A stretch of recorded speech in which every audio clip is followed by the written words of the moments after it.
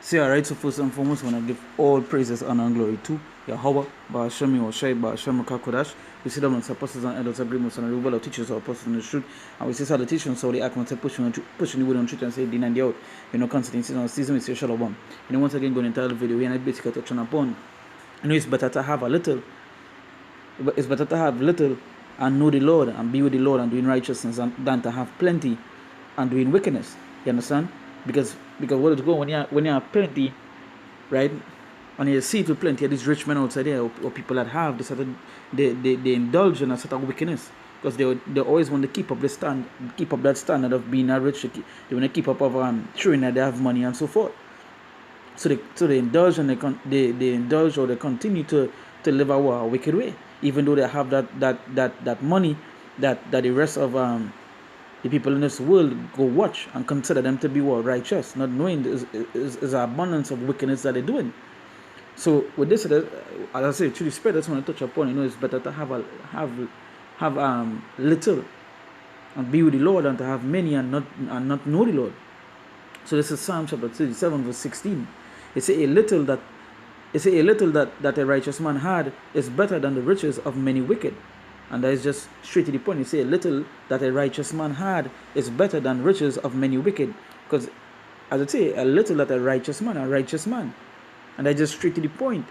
The little that a righteous man have is better than the riches of many wicked because of what they're doing to continue to be in our wickedness, to keep up the standards of being rich and so forth. There's many wicked and you see it. Some of these men and some of these men and women outside here, when to keep up the standards of being rich or to show the rich, especially in this cloud era, when they go back and watch the things that they be doing for the riches is plenty wickedness.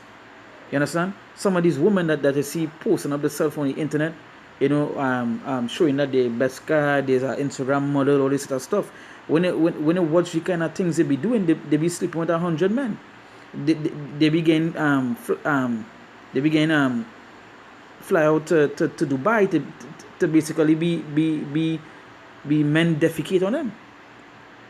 You understand? That's the kind of things they be doing for riches. Especially some of these men. They basically they we like this in the crib and they bend down to keep the money and to keep the standards. You know, so you say a little that a righteous man had is better than the riches of many wicked. And it's as straight to the point as it could be. The little that they have, be content with it. But the most important thing, you want to be what? You want to be that righteous man and being a wicked man.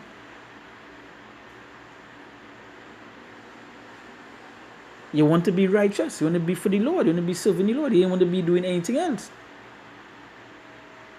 Because when that money started coming, you just see it. They see a change in people. They see a change in them. So they do all of that things that they never done before. They become more wicked. So a little that a righteous man had is better than the riches of many wicked. Right?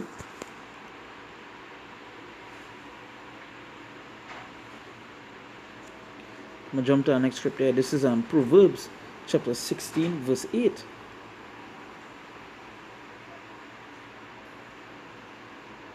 Come on. Yeah. Proverbs chapter 16, verse 8. They say, better is a little with righteousness than great revenues without right. And that is again straight to the point. They say, better is a little with righteousness. It shows how important it is.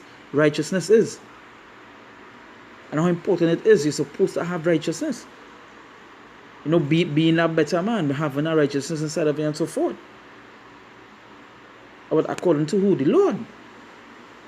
So you say better is a little with righteousness than great revenues without right.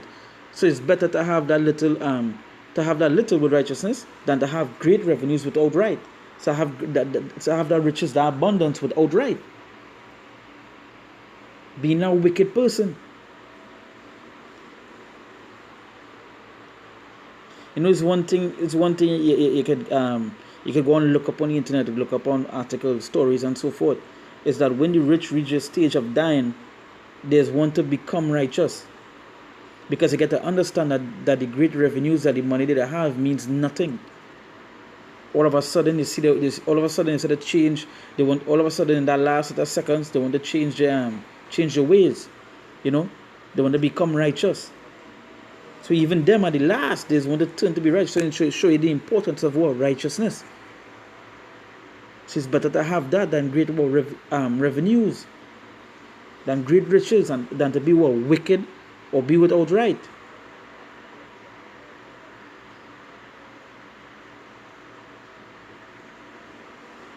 Right?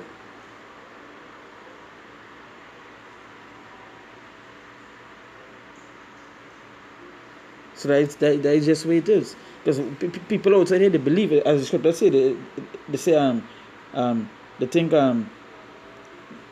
gain is godliness. You understand? You think having that money is godliness. They don't understand what it is. That is why they be listening to these rich men and being led down that path of what destruction, because they think that money is everything. You understand? Not realizing going on that path of that richness, is basically being going on a path of wickedness because of the things that they do faith. When you listen to kind of stories and the things that are being done for, especially now for riches, whew, it's a whole set of abominable acts people be doing,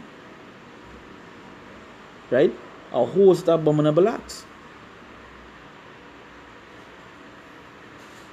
And so it's better is a little with righteousness than great revenues without right. Right? Again, to be content with what the Lord give you.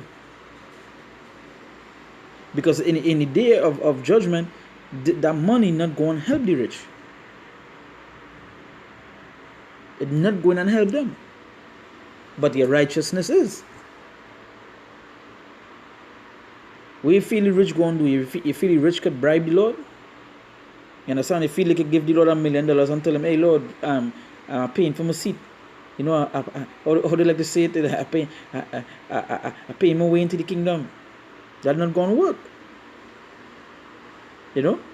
It's not going to work. Right?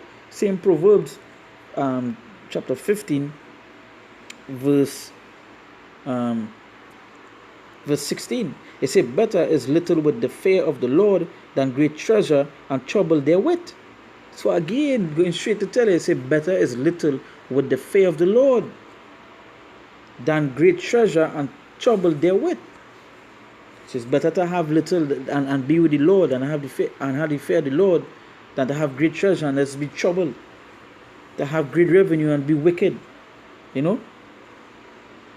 So it's better to have that little.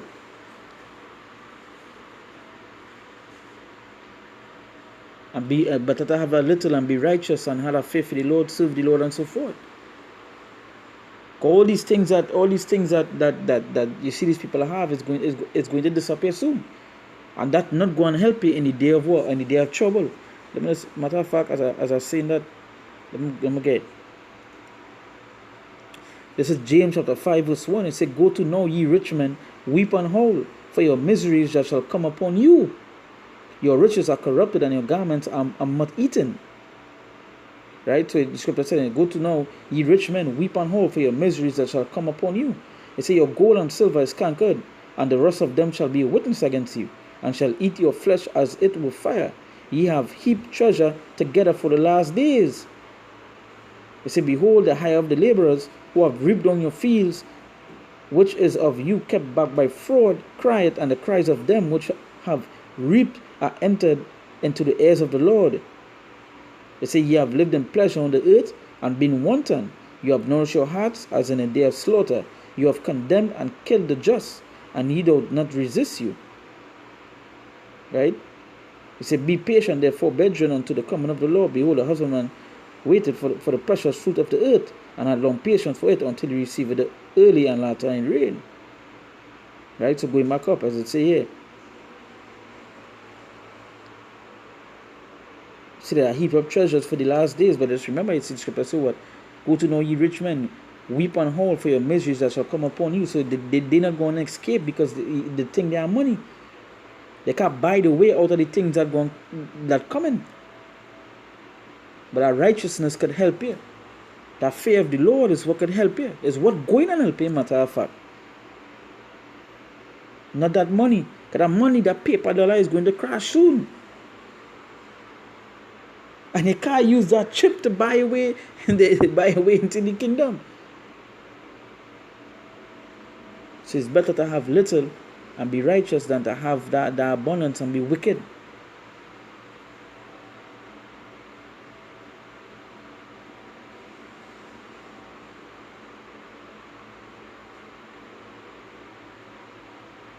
So the kind of things these men do for the money, you got to understand the wickedness that they do. I will say, even at the last, you see plenty of these rich men in the last, they try to do all kind of things to be righteous. All of a sudden they want to help the poor. All of a sudden they want to turn to the Lord. All of a sudden they want to do this, they want to do that at the last. Because they get to understand that money is nothing.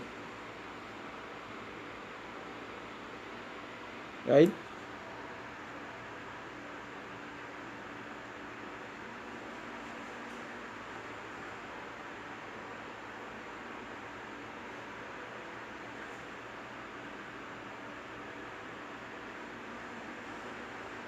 Right? So it's simple as it could be. So be content with what you have. Scripture says to be content.